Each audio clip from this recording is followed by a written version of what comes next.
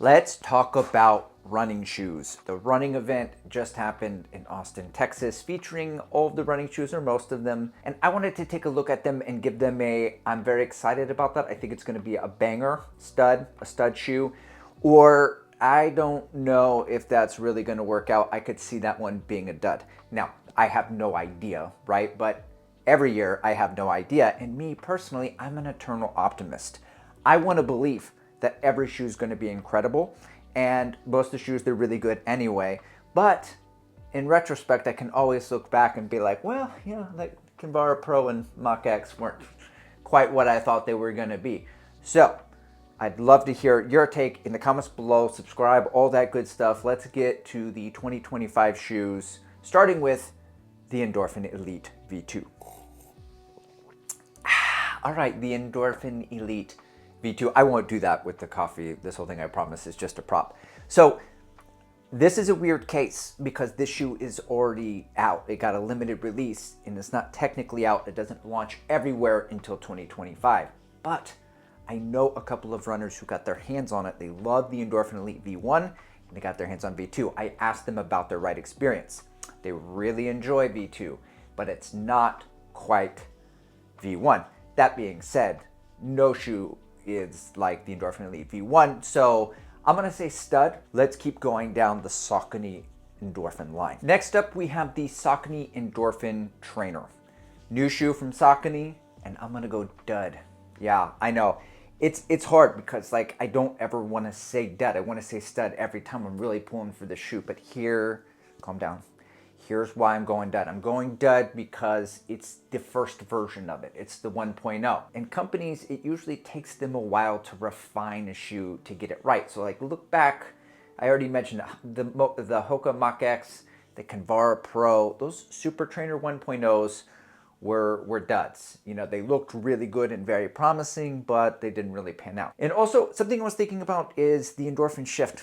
It's gone, right? So if this is a little firmer stability, long run cruiser type of shoe, I could see it disappointing a lot of people who are like, yes, give me that bouncy, fun, super trainer, super blast, kind of thinking like that. And that's not what this shoe, maybe, I don't know, but I'm just, too many red flags. I'm rolling dud. Next up, we have the Saucony Endorphin Speed 5, returning to its roots. Just by appearances, I don't know if it's that mutant colorway that rolled out with the OG one, but I'm going stud. It looks a little bit more nimble or faster. I know that over the evolution of the Speed, it has gotten wider, more stable, more daily trainery, and it looks like they're returning to a little bit of the speed elements. Number one, it's the GOAT, in my opinion. It's one of my favorite shoes. If it's not the greatest, it's definitely one of my favorites. And so I am hoping that it is a stud, and I'm definitely going to get it in 2025. Lastly, from Saucony, we have the Triumph 23, and guys, I'm gonna pass on this one. I didn't mention this at the beginning of the video. Some of these shoes, I'm just gonna pass on, and I'm gonna leave it to the likes of Joanna and Believe in the Run and other shoe reviewers that have the depth, the breadth of being able to run in so many shoes. I buy my own shoes. I can't buy them all. The Triumph has always been kind of a mid shoe for me. Anyway, I don't think I can spot the difference in between a lot of these legacy models that are on in the 20s. So I'm gonna leave it to the pros, and I'm gonna pass on this one. I'm gonna save your time and mine. All right, now let's transition over to Brooks. I'm gonna admit, guys, I don't buy a lot of Brooks shoes. I tried the Hyperion Tempo.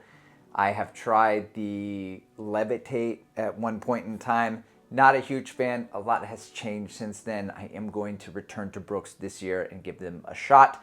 So we have the Ghost Max 3. You've got the, okay, we're maxed out. I can't even keep track of all these shoe companies. I need the sidebar here. I'm maxed out. I don't need a 14 shoe max rotation, and I don't know which max shoe to go for. Like Puma, they got the Mag Max, and I think that's it. And they should maybe get Shoe Company of the Year because they only did one. They made it very simple. You got the Ghost Max, you got the Glycerin Max, Hyperion Max. It's like, it's too much, guys. It's really too much. Like if you want to say Max slow, or easy, right? Comfort, and then like max fun. Like, okay, but 3, you got Brooks, you got 3. I don't understand it. So anyway, let's get into the Brooks shoes. Brooks Ghost 17 stud. I said it. I said that shit. Stud. All that Max talk got me all hyped up. Okay, look. Brooks changed the Ghost for me. 12 millimeter stack to a 10 millimeter stack. There's more cushion in the forefoot. And I like a 10 millimeter drop. I know it gets a bad rap, but I do like 10 millimeter drops. I've never tried the Ghost before, and so I'm gonna roll with the Ghost, and I have a feeling that I'm really gonna like it. Make the Brooks Ghost great for the first time. Next up, we have the Brooks Hyperion Tempo 3, and I'm gonna go dud on this one, guys, because the changes that I saw, and shout out to Meta Endurance, Alex Felitti. I don't know how to say his name very well, but he did a great job covering all of these shoes with the brands. And so Brooks Hyperion Tempo 3, wider platform, went a little bit safer with this shoe, and it's like the speed day shoe. This is the one that I think could strip it out, because Brooks made the Max, so they have the Max already for the Hyperion Max. So I don't know why they made the Hyperion a little safer and less speedy in theory, just by the looks of it, okay? Because I don't know, guys. I don't know about any of these shoes, but I'm guessing the Tempo 3 is a dud. And on another side note, this goes with the trend we saw all in 2024, where the companies were making everything a little bit more accessible, 4-quadrant, a little safer, wider platforms, a little more foam in the forefoot, a little more foam for everybody to make grandma happy. And it's just not gonna work for me, I think, for the shoe. For the next shoe, we're gonna roll Hyperion Max 3, and I am gonna go stud on this one. 45 millimeters of stack. We got some Peebo, we got some plate. We got the fun, we got the bounce. This kind of reminds me of the HOKA Mach X series Super Trainer or the SC Trainer V1. That kind of bounce. Those Mad Max type of shoes, I've always referred to them as Mad Max for many years now. Those are my favorite. They're long run shoes, but they're bouncy. They give you some good energy return. I think maybe the Nike Invincible was the first one that kind of gave me that underfoot feel, but I definitely want to check this shoe out in 2025. I know it sounds weird, but I try not to buy as many shoes in 2025. In my shoe reviews, I want to go a little bit deeper. I want to take that Primex shrunk to 1,000 miles. I want to get a lot of shoe reviews to 300, because you guys already have shoe reviewers who give you 50, 100 mile reviews. So I want to go a little deeper, but all of these shoes coming out, I don't know how I'm going to do it, but the Hyperion Max 3 does look like a banger. So maybe I'll let everyone else review it, because they're going to get their hands on it first. And then between that, the HOKA Mach X3, and some other shoes we're gonna get to. So let's just keep going. Lastly, from Brooks, we're gonna go Hyperion Elite 5 dud. Easy. The other ones have been duds, so why won't this one be a dud? Oh, because it's got PUMA. So they finally put in some PUMA in there, and again, 1.0. Okay, so like a lot of shoes that are doing something new, or brands that are doing something new with their shoes, I'm going to tend to think that they're not going to hit a home run first time up at bat. That's what I'm going to guess. I could be wrong with the Hyperion Elite 5, but I'm going to say that their first attempt, like I said earlier with PUMA, they've taken a couple shots at the Deviate Nitrous lineup, and it just keeps getting better and better. So I'm going to say that. Okay, moving on to On. They also are on the Max Kick, and I don't know, they just did some rebranding. I think the Cloud Surfer Max might be what the Cloud Eclipse was. They removed the speedboard, and now it's a little bit softer. This one's tough. I want to say stud. I do. I really do want to say it, but I think for the price point, $180, if you're going to get the shoe and it's really soft and it's good for recovery miles and it's like one note, I just feel like 180 is a big price. Some brands charge it, for me. But I don't know. I'll just say done. Okay, now we have the On Cloud Boom Max, another Max shoe. This one's designed for your 4 to 5 hour marathoner, and just hearing that, I'm gonna say dud, because I don't think that a 4 or 5 hour marathoner needs a specific race day shoe. Like, I think they could take a lot of max cushion shoes that are a fraction of the cost, or even like a Super Blast, something that's got protection and some energy return. I don't see why that, just with the marketing and the price point, I'm just gonna go DUD. Okay, moving on to HOKA. We're gonna go Clifton 10. I'm gonna say stud. Some big old changes for them, because you know, those legacy lines that kind of keep the same thing over and over and over. They're getting away from the HOKA 5mm drop to an 8mm drop with 42mm in the heel. I'm just gonna give spirit fingers and cheer on all the shoe companies taking their unchangeable shoes and making these moderate changes in hopes of landing something special. Now, the shoe might be a little too heavy for a lot of people, and I'll leave the Clifton reviewers to the people who review Clifton before to tell me the differences of the shoe. I could see it being a dud, but I'm gonna say stud because that's where we're headed. All right, moving on to the next shoe, we have the Bondi 9. I'm gonna say dud. And for running, for walking, and for other things, I think it's great. I owned the Bondi 6. I put in a billion miles at work. I ran a little bit in it. It's gonna be more pillowy and more soft, and I think there is such a thing as too soft. I never thought I would say that, but the New Balance 1080 V13 took me there, and I think some shoes are kind of getting a little close to that. It's not necessarily great for running. I'm sure for some people the Bondi 9 is going to really work, and for what it's intended for, maybe you'll say that's a stud shoe, but just overall I think there's maybe a little too much cushion. That's my guess. Now we are moving on to the HOKA Mach X3, and I'm going to say stud. So the side note, the category of shoe that I'm most interested in 2025 is the Tempo Day shoe, which has been neglected ever since the advent of the Super Trainer. And this is not that shoe. This is a Super Trainer. And I would say this is the second most anticipated Super Trainer for me that I want to try out. The shoe got an ounce lighter, and the cutouts on the inside of the shoe now. And I'm a big fan of the SC Trainer V1, for example. So I like a big shoe. Now, it was a heavy shoe, but I like a lot of stack and a lot of bounce at the same time. So I am interested in this shoe, but more than that, I don't know if I'll be able to invest a whole lot of money into Super Trainers, because I'm going to be focused more on those Evo SLs and the Endorphin Speed 5 and shoes like that versus these. But you could talk me into it with some great reviews. Shoe reviewers, I'm just letting you know. Now moving on lastly to the HOKA Cielo X1 2.0, and I'm gonna say stud as well. This shoe got lighter and $275. Okay, just because I say something is a stud doesn't mean I'm necessarily gonna purchase it, because I do have limited resources.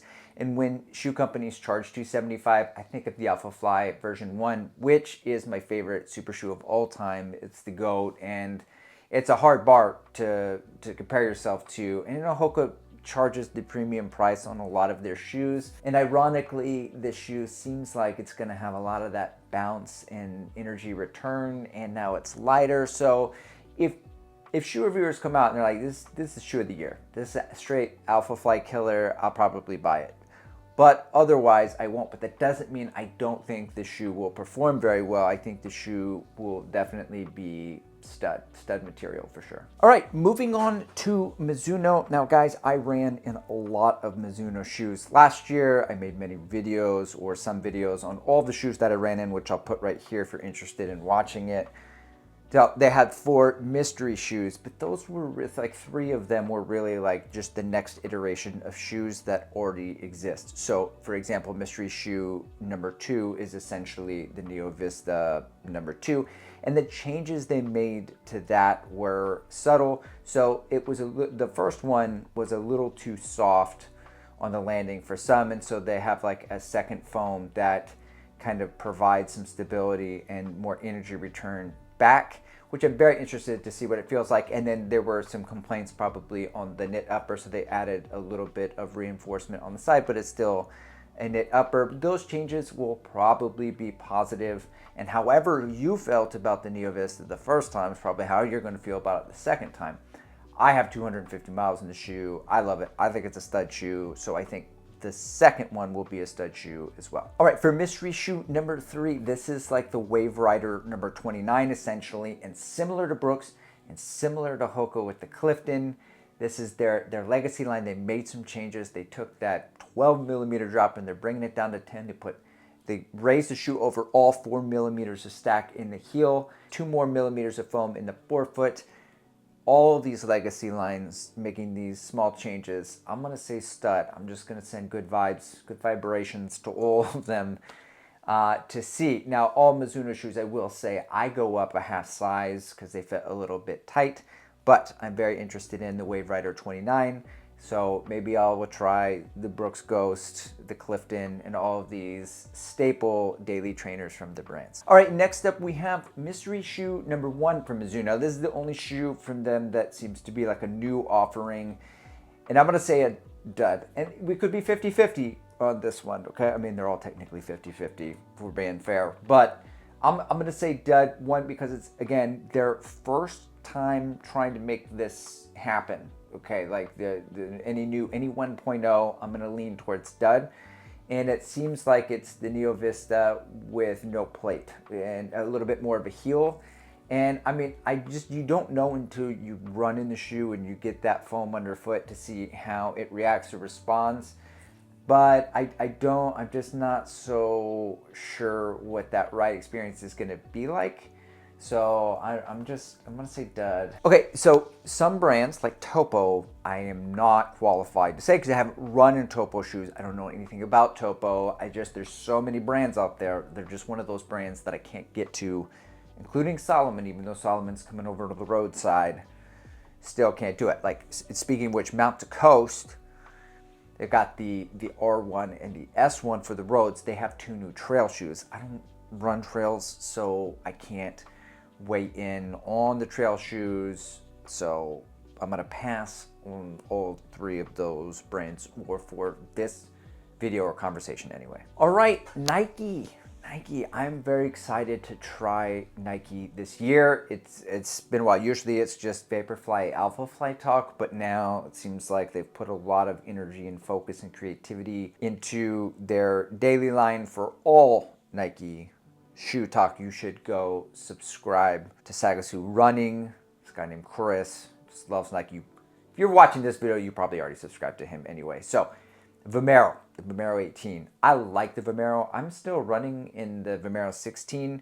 I walk in it more than I run in it, but I really enjoy it because the plushness in the heel, but also the drop's still there and you get some firmness and ground contact up front and from the toes, and that I like that. Now in the 18, they're adding more. They're going more volume, 46 millimeters of stack, right? And then probably more in the front as well. Check in with Sagasu. He'll tell you all about it probably. But I'm very interested in this shoe because I like the Vomero. And then moving on to the next shoe, the Pegasus Premium. This is the number 1 shoe that I am interested in. All the shoes that I saw at TRE, or I didn't go to TRE, but I saw people covering at TRE. And this goes to that HOKA Mach X3 conversation. That was the second shoe I wanted to train in for super trainers, and this Pegasus Premium is like the number 1 shoe. It just looks insane. It's got the AirPods heel to toe.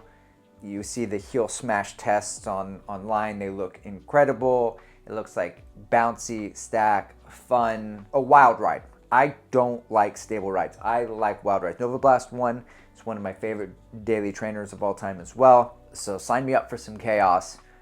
I'm gonna roll stud on Vomero. I'm gonna roll stud on the Pegasus Premium. Now for Adidas, you didn't need to check out TRE because they've been promoting and marketing all of their shoes. Before that with the marathons, you got sneak peeks at the Evo SL, the Adios Pro 4. I'm gonna say stud to all of them. I think at TRE they featured the Supernova Rise 2, which to my understanding has the same midsole. And when they do things like that, it really incentivizes me to pick up the first one on sale, which is great because otherwise I probably wouldn't have chosen to run in the shoe. I heard that that is a sleeper of a shoe. So I'm gonna roll a stud on the Rise 2 and just stud across the board from Adidas. Now, Puma and ASICS, I didn't see a whole lot from them or New Balance. But Puma and ASICS, regardless, I will buy their super shoes when they come out. I'm not a Gel Nimbus guy. I can't tell you about the Gel Nimbus. It's not a shoe. I kind of run in that whole Triumph, Gel Nimbus, bigger cruiser shoes. Not for me. I'm not the guy to weigh in on that. I will say New Balance, I'm going to take another year off. You know, they were my favorite in 2023. They were my least favorite in 2024. I just didn't get on with the shoes. Nothing against New Balance. You might enjoy a lot of the New Balance shoes that you ran in this last year. I did not. I think as they continue to work that new formulation of foam, maybe they'll find something a little bit more aggressive or something that kind of works that's less friendly for everybody. Nothing against New Balance, but I will not be reviewing New Balance shoes on this channel in 2025. All right, guys, I started doing a live stream Wednesday at noon. If you're at work and you want to off a little bit, you can join the journey. Also have memberships on the channel, do exclusive content, see stuff, blah, blah, blah, blah, blah. Let me know in the comments below your studs, your duds. Thank you for watching, guys. You couldn't walk a mile in these kicks. You don't even know the path where I've been. Talk about rolling coins and make ends. Took a lot of L's but never did quit. Took it on the chin and look at my strength. Place that bet, the chips are all in.